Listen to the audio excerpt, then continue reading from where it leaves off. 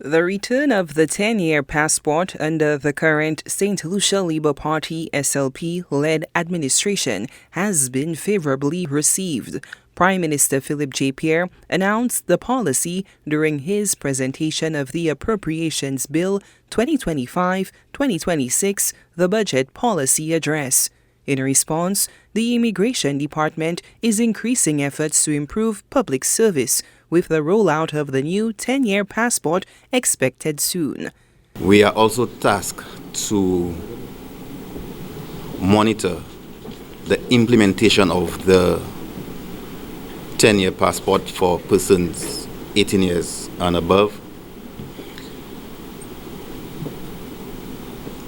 We are in conversation with CBN, who is the service provider, and they have indicated once they have taken care of the logistics of things that we should be seeing the first passport valid for 10 years being issued in the not-too-distant future. Inspector Crescent Lionel, head of the Immigration Department, RSLPF, stated that additional upgrades will soon be implemented to enhance the smooth and efficient operations at the island's ports of entry. The introduction of kiosks at our ports, these kiosks would help to expedite the processing of passengers.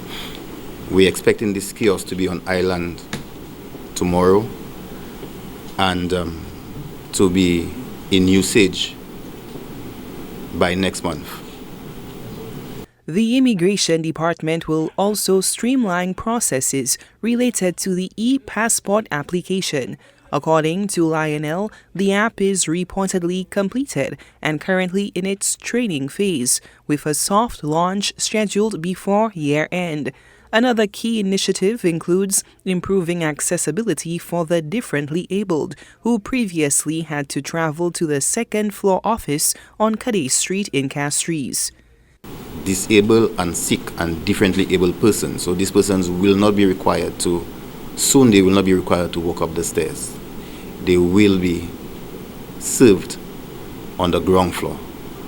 The landlord is making some changes, and the commissioner has promised to provide furniture and equipment.